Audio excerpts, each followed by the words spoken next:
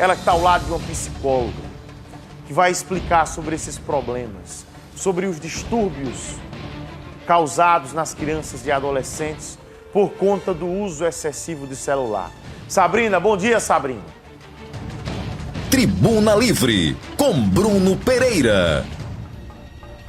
Bom dia, Bruno. Bom dia vocês aí de casa. Sejam bem-vindos ao Tribuna Livre. Já começo hoje, né, apresentando aqui para vocês meu rosto sem a máscara, né?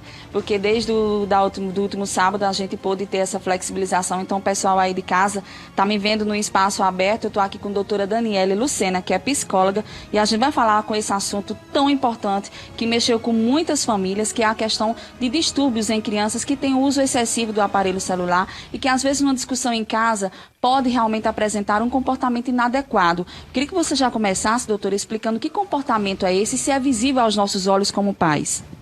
Bom dia, Sabrina. Bom dia a todos. Em primeiro lugar, eu queria expressar aqui meus sentimentos, né? A família, por tal tragédia, né? Eu imagino a família e os amigos, né? O quanto estão sentindo. E assim, Sabrina, é importante a gente pensar, né? Em termos de... Não se sabe ao certo o que essa criança... se já tinha um transtorno anterior, se não tinha, né? O fato que fica bem claro para a gente é a questão, aparentemente, de uma dependência tecnológica, né? Que está cada vez mais comum, infelizmente, principalmente após a pandemia, com um período em que as crianças ficaram sem aula, né? Só no online. Então, pode ter sido. E como a gente reconhecer, né, isso? Né, a criança passa, ou adolescente, a não ver mais interesse nas situações do mundo real, vamos dizer assim, né? Passando a ter mais interesse, como único interesse, os jogos ou as redes sociais, né? Agressividade, né? Uma baixa tolerância à frustração. Então, esses são alguns sinais que já dá um alerta para os pais ficarem atentos, né? Nesse sentido, com relação aos pais, de que forma a gente pode abordar? Vamos dizer que o famoso castigo, como a gente estava conversando, inclusive, antes de entrar no ar, é que a gente tem uma maneira de repreender os nossos filhos, de tentar educar e, inclusive, dizer o que é certo e o que é errado. Você falou num ponto muito importante, a questão de que eles não têm a sensação ainda do que é estar frustrado. Como que a gente pode, que maneira a parte da psicologia pode explicar uma abordagem mais adequada a colocar ou a criança ou o adolescente de castigo, repreender? Qual a maneira mais correta para não afetar de uma forma que ele traga de volta a violência por conta de uma repreensão do pai? Vamos explicar primeiro, né? Porque há muito uma cultura do castigo, da punição, né? E isso, na verdade, é algo que, enquanto na parentalidade positiva, a gente já pensa que isso traz resultados muito negativos, tanto para a relação entre pais e filhos, né? Quanto para a própria responsabilidade da criança, porque eu não sou responsável, é meu pai e minha mãe que é malvado e me puniu, não é? O castigo traz essa concepção, mas a gente precisa sim colocar limites, sendo que desde cedo ensinando a criança que não é um castigo, muitas vezes são as consequências do ato. Pronto, não está fazendo a tarefa, filho, você vai precisar fazer essa tarefa, porque você precisa atender essa demanda escolar e da sua aprendizagem.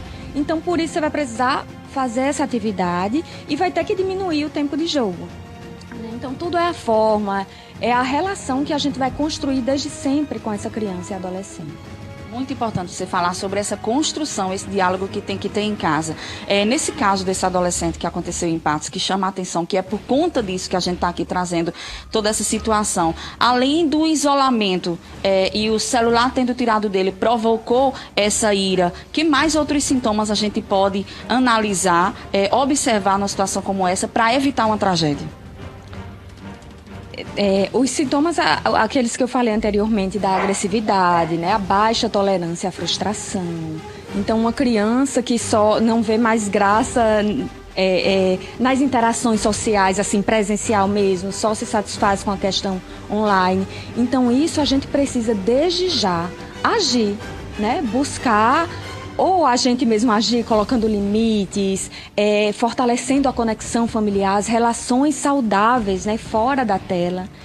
E se a gente está perdido, se está difícil a situação, porque tem muitas famílias passando por isso, muitas, então buscar ajuda profissional. E aí vem a questão do transtorno psicológico realmente de fato. Quando se tem esse diagnóstico, qual a orientação a seguir? limites de tela, né? Restrição, muitas vezes até de uma forma mais rígida, mas tudo isso precisa ser acompanhado por um profissional, muitas vezes por um psiquiatra também, além do psicólogo, né? Então a família toda precisa estar em tratamento, né? Eu acho que falta, na verdade, para a gente ainda a noção dos riscos, né? Das telas mesmo, dos jogos, das redes sociais para crianças e adolescentes. Falta muito, a gente tem a noção de que droga é prejudicial, não é? A gente não aceita, a gente não permite, a gente conversa sobre, mas ainda falta muito essa consciência do prejuízo que tem e do quanto pode causar dependência a esse uso das mídias digitais. Então, nós, enquanto pais, ainda não temos tanta consciência disso. Falta muita informação ainda, gente. E a dependência tecnológica, eu não estou dizendo que esse é o caso, mas me parece muito porque foi tudo associado ao jogo, né? Então, assim, é entender que a dependência tecnológica ela é semelhante a uma dependência a drogas. Ela age no cérebro na mesma área que age uma droga. Uma cocaína, o álcool. Então, assim, a gente precisa realmente levar esse assunto a sério.